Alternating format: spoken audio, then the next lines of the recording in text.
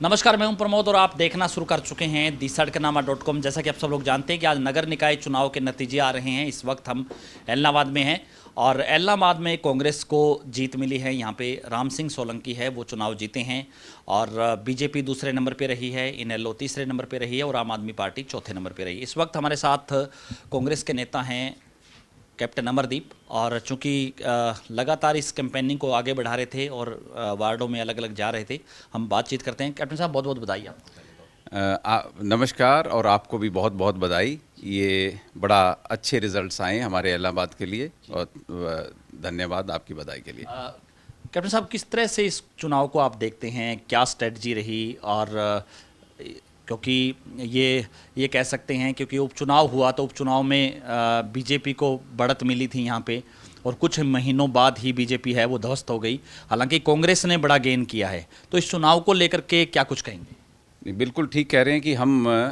1200 कुछ वोटों पे थे उपचुनाव में और आज हम 7400 वोटों पे आए हैं। तो ये इंटू 6 हुआ है।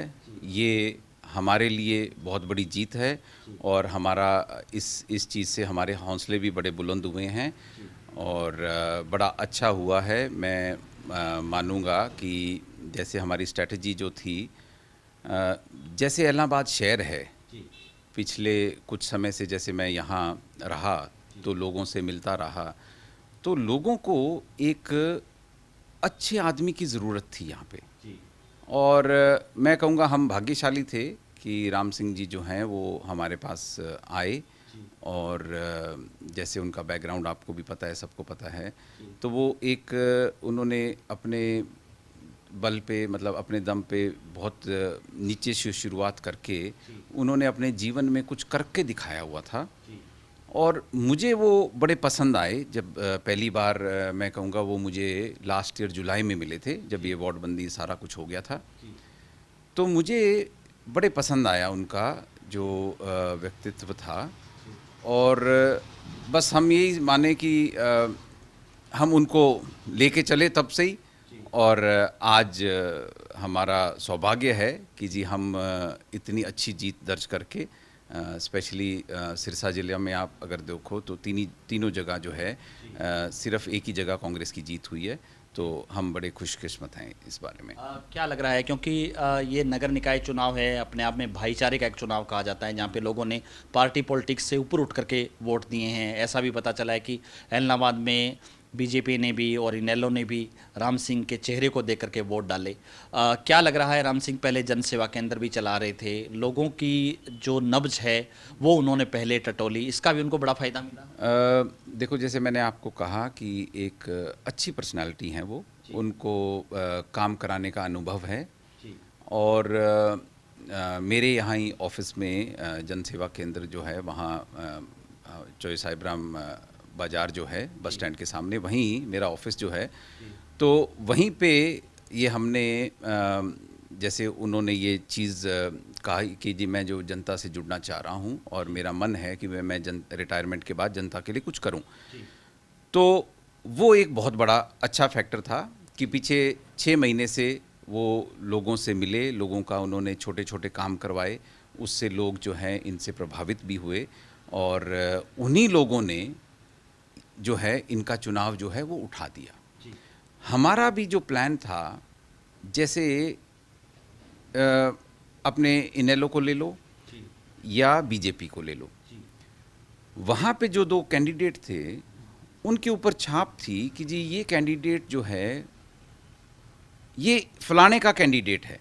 इनेलो का तो हमें पता ही है कि जी ये उनका कैंडिडेट है, वो आएंगे तो ये कैंडिडेट चलेगा।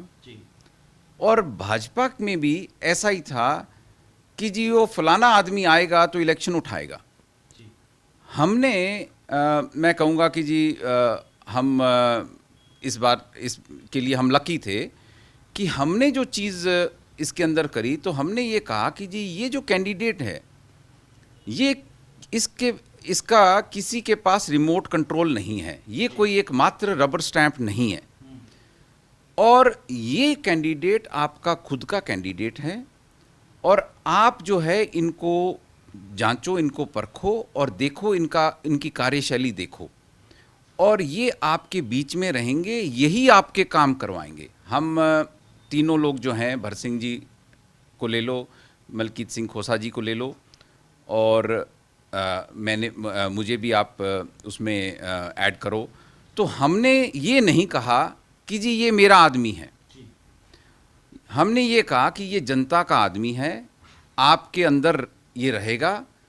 और वही चीज़ जो है जनता को पसंद आई, और जनता ने ये इलेक्शन जो है एक पंचायती, मतलब एक कंसेंसस पे, कि लोगों ने ये सोचा कि भाई ये आदमी वाकई में ये काबिल है, और वोट जो है वो राम सिंह को पड़ रहे हैं, ना कि किसी मैं कहूँगा जो पहले अभी भाजपा से जो विधायक अभी चुनाव लड़े थे, या जो इनेलो के जो मुखिया हैं, या इनेलो के मुखिया के बच्चे हैं, या इनेलो के वहाँ के कोई प्रधान हैं, तो वो सारे उनसे लिंक्ड थे।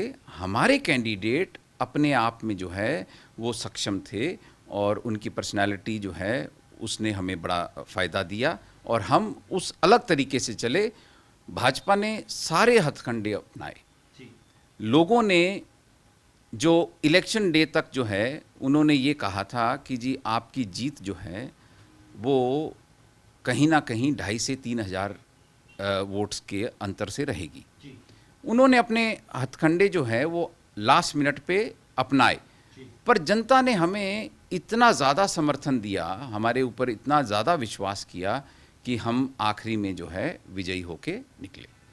तो इस चुनाव में कांग्रेस है वो पूरी तरह से एकजुट रही, क्या कुछ कहेंगे? देखो, कांग्रेस हमेशा से ही एकजुट थी, और ये जो भ्रम या जो गलत अफवाहें जो फैलाई जाती हैं, ये सब पार्टियों की तरफ से कहा जाता है। हमारा यहाँ हर इंडिविजुअल का अलग अलग रोल है, मतलब अलग अलग योगदान कहेंगे कि भी ठीक है, आगे टिकट किसको मिलती है वो आगे देखेंगे। तो अभी जो है हमारे पास जो राम सिंह जी थे, हमने सब ने इकट्ठे होके, हमने सिर्फ राम सिंह जी की जो खूबियाँ थी, या उनकी क्वालिफ़िकेशंस थी, या उनकी कैपेबिलिटीज़ जो थी, उनके अंदर जो भी कुछ था, हमने सिर्फ राम सिंह जी का जो है वो आगे प्रोजेक्ट किया। और हमारी पार्टी के सिद्धांत, हमारी पार्टी के जो विचारधारा और सिद्धांत जो है वो बातों करके हम यहाँ पहुँचे हैं। कैप्टन साहब, जिस तरह से उपचुनाव में कांग्रेस को 1200 वोट मिले, अब आपको क्या लग रहा है कि आगे जो चुनाव होंगे कांग्रेस फिर से उठेगी इलाहाबाद में? देखो, ये एक सिर्फ इलाहाबाद के लिए नहीं, पूरे हरियाणा के लिए ये एक बहुत अच्छा उदाहरण है कि आप ऐसा कैंडिडेट दो जिसको लोग एक्सेप्ट कर जाएं। देखो, कांग्रेस पार्टी का हमेशा ऐसा रहा है कि आप एक इंडिविजुअल को लीड करने के लिए, उसको लीडर बनाने के लिए, उसको नेता बनाने के लिए आप उसको आगे बढ़ाओ। तो ये कांग्रेस पार्टी की विचारधारा है कि कांग्रेस पार्टी नेता बनाती है। अपने हरियाणा में भी देख लो, या हमारे पूरे देश में देखें, तो हमारे पास बहुत बड़ा जो है मैं कहूँगा कि बहुत बड़ा लीडर बैंक है, हमारे पास बहुत लोग हैं।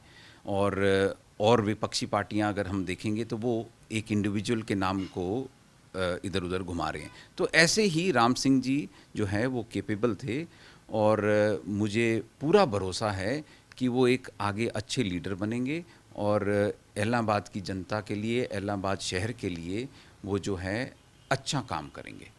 अंतिम सवाल मेरा, कैप्टन साहब, आपको क्या लग रहा है, क्योंकि इस चुनाव को लेकर के जो वादे राम सिंह ने किए या कांग्रेस ने किए उनको पूरा किया जाएगा? और एक बड़ा सवाल दूसरा कि चुनाव से ठीक पहले बरसात आ जाती है और इलाहाबाद के तो तमाम जो बाज़ार हैं उसमें पानी जल भराव हो जाता है। कहीं ना कहीं सरकार के विकास की पोल वो उसने खोली, कहीं ना कहीं कांग्रेस को उसका फ़ायदा मिला, सरकार को लोगों ने देखा कि यहाँ पे काम नहीं हुआ है, ये भी एक बड़ा कारण मानते हैं आप?